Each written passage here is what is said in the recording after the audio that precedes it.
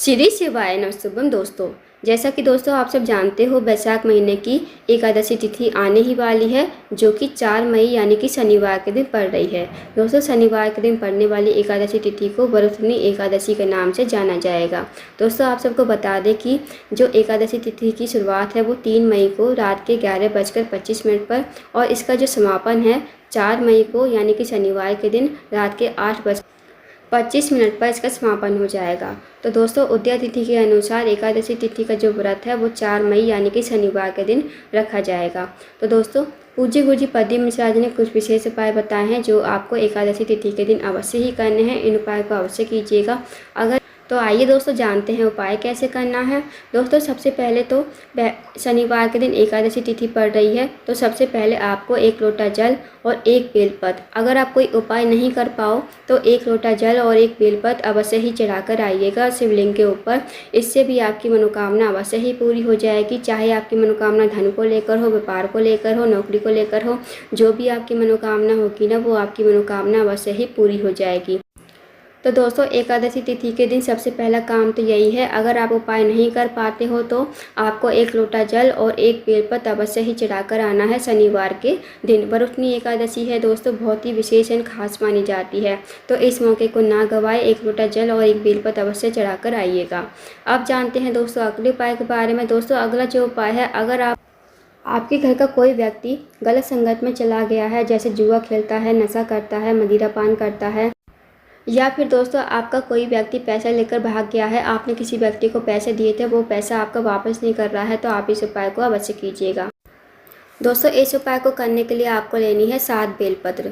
अब जो आप 7 बेलपत्र लोगे ना, कहीं से कटी फटी खंडित नहीं होनी चाहिए। साथ ही आपको 1 लोटा लेना है, उसमें पहले जितना भी आपको गंगा जल मिल जाए ना, आपके पास जितना भी गंगा जल है, आधा लोटा है, 1 लोटा है, आप गंगा जल ले लीजिए।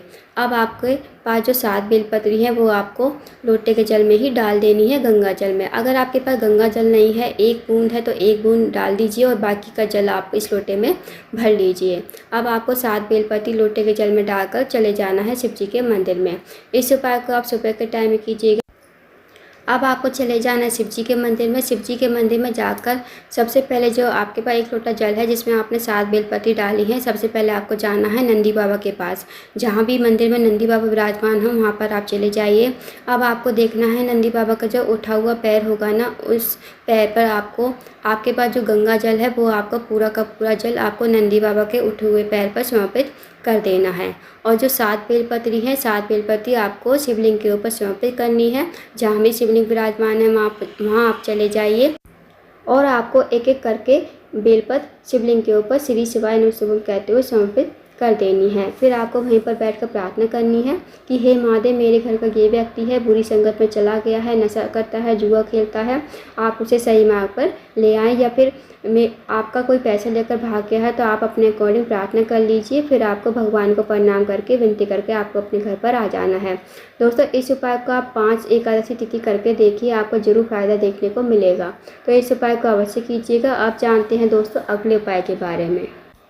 दोस्तों अगला जो उपाय है वो बहुत ही ज़्यादा विशेष है। अगर आपकी कोई मनोकामना है, मनोकामना आपकी धन को लेकर हो, व्यापार को लेकर हो, नौकरी को लेकर, या फिर आपके जीवन की कोई अधूरी मनोकामना है, काफ़ी दिनों से अधूरी पड़ी है, तो इस उपाय को अवश्य कीजिएगा। इस उपाय को करने के सबसे पहले आपको लेना है 1 लोटा जल, साथ ही आपको लेने हैं 5 कनेर के फूल। जो कनेर के फूल पीले कलर के होते हैं ना, वो आपको लेने हैं। अब आपको चले जाना शिव जी के मंदिर में। शिव जी के मंदिर में जाकर सबसे पहले आपको आपके पास जो 5 कनेर के फूल है वो 5 कनेर के फूल आपको 5 स्थानों पर समर्पित करने हैं। सबसे पहला जो स्थान है वो है गणेश जी का स्थान। आप दोस्तों आप सबको पता होगा कि शिव जी का जो पूरा परिवार है जलाधारी पर विराजमान है, तो जो गणेश जी का स्थान होता है जलाधारी के राइट साइड पर होता है, तो वहाँ पर आपको कनेर का फूल श्री शिवाय नमस्तुभ्यम कहते हुए समर्पित कर देना है। अब जो दूसरा कनेर का फूल है वो आपको भगवान कार्तिक के स्थान पर समर्पित करना है। भगवान कार्तिक का जो स्थान होता है वो जलाधारी के लेफ्ट साइड पर होता है, तो वहाँ पर आपको श्री शिवाय नमस्तुभ्यम कहते हुए समर्पित कर देना है दूसरा फूल। अब जो तीसरा फूल है वो है आपको माता असुरसुंदी के स्थान पर समर्पित करना है। दोस्तों माता असुरसुंदी जो है शिव जी की सबसे छोटी और प्रिय पुत्री है। माता असुरसुंदी का स्थान जो होता है जलाधारी के बीचों बीच में होता है, तो वहाँ पर आपको तीसरा फूल समर्पित कर देना है श्री शिवाय नमस्तुभ्यम कहते हुए। अब जो चौथा फूल है वो आपको माता पार्वती के हस्तकमल पर समर्पित करना है। माता पार्वती का हस्तकमल जो होता है, जहाँ शिवलिंग विराजमान होता है, तो नीचे आप देखोगे गोल गोल कटी भाग होता है, तो वहाँ पर आपको चौथा फूल समर्पित कर देना है श्री शिवाय नमस्तुभ्यम कहते हुए। अब जो पांचवा फूल है वो आपको शिवलिंग के ऊपर श्री शिवाय नमस्तुभ्यम कहते हुए समर्पित करना है। अब जो आपके पास एक लोटा जल है ना, एक लोटा जल आप अपने हाथ में लोगे, भगवान से प्रार्थना करोगे कि हे महादेव, मेरी ये मनोकामना है, काफ़ी दिनों से अधूरी पड़ी है, मेरी मनोकामना पूरी नहीं हो रही है, आप कुछ ऐसी कृपा करें कि मेरी मनोकामना पूर्ण हो जाए। उसके बाद जहाँ जहाँ आपने कनेर के फूल समर्पित किए थे, सबसे पहले गणेश जी के स्थान पर थोड़ा सा जल चढ़ाइए, फिर भगवान कार्तिकेय, फिर माता सरस्वती, फिर पार्वती का हस्तकमल। अब जो भी जल बचेगा आपको भगवान शिव का स्मरण करते हुए और श्री शिवाय नमस्तुभ्यम का जाप करते हुए आपको पूरा का पूरा जल शिवलिंग के ऊपर समर्पित कर देना है। बस आपको दोस्तों छोटा सा उपाय करना है। इस उपाय को करके देखिएगा। जो भी व्यक्ति, जो भी महिला इस उपाय को एकादशी तिथि के दिन करता है, उसकी जो मनोकामना होती है वो अवश्य ही पूरी हो जाती है। तो दोस्तों अवश्य कीजिएगा, बहुत ही अचूक एंड विशेष उपाय है। आप जानते हैं दोस्तों अगले उपाय के बारे में। अगला जो उपाय है दोस्तों वो बहुत ही ज़्यादा विशेष है। अगर आपकी कोई मनोकामना है ना, मनोकामना आपकी पूरी नहीं हो रही है, तो बस आपको क्या करना है, आपको एक लोटा जल लेकर जाना है शिव जी के मंदिर में। शिव जी के मंदिर में जाकर एक लोटा जल लेकर जाइए और एक लोटा जल आपको शिवलिंग के ऊपर समर्पित कर देना है। बस दोस्तों आपको एक लोटा जल समर्पित करने के बाद वहाँ पर बैठ जाना है और आपको एक नाम लेना है, स्वधा स्वधा स्वधा। एक नाम आपको 3 बार लेना है। इस नाम को लेकर आपको अपने घर पर आ जाना है। दोस्तों यदि आप इस नाम को शिव जी के सामने और माता पार्वती के सामने बोलते हो ना, इस नाम को, स्वधा नाम को, तो ये जो नाम है पार्वती जी की नानी का नाम है।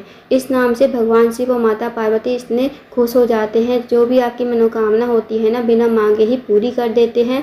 तो इस उपाय को करके आइएगा। दोस्तों एक बात का ध्यान रखना, जब आप नाम बोलोगे ना, जैसे स्वधा स्वधा स्वधा आपने 3 बार बोला, तो आपको मनोकामना नहीं बोलनी है। बस आपको ये नाम बोलकर अपने घर पर चले आना है। आप देखोगे कि आपकी जो भी मनोकामना होगी वो अवश्य ही पूरी हो जाएगी। भगवान शिव और माता पार्वती इस नाम से बहुत प्रसन्न हो जाते हैं और आपकी मनोकामना बिना मांगे ही पूरी कर देते हैं। तो इस उपाय को भी करके आइएगा एकादशी तिथि के दिन।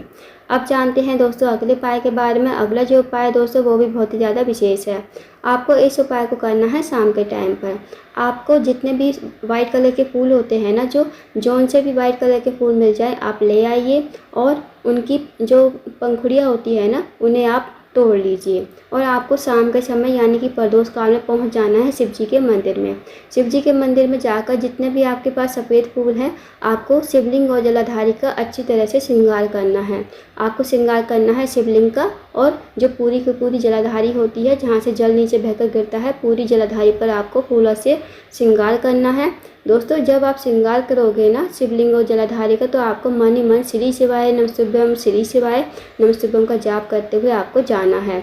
बस एक बात का ध्यान रखना, बस आपको कोई भी मनोकामना नहीं बोलनी है। बस आपको शिवलिंग और जलाधारी का श्रृंगार करते हुए आपको श्री शिवाय नमस्तुभ्यम का जाप करना है। जब आपका श्रृंगार पूरा हो जाए तो आपको अपने घर पर चले आना है।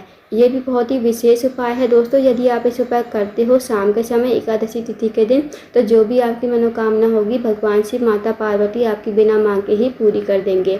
तो इस उपाय को भी करके देखिएगा, बहुत ही अचूक विशेष उपाय है। तो दोस्तों ये थे कुछ विशेष उपाय जो आपको एकादशी तिथि के दिन करने हैं। इन उपाय को अवश्य कीजिए। अगर आपको जानकारी पसंद आई हो, वीडियो को लाइक करें, शेयर करें, चैनल को जरूर सब्सक्राइब करें, कमेंट बॉक्स में श्री शिवाय नमस्तुभ्यम हर महादेव जरूर लिखें।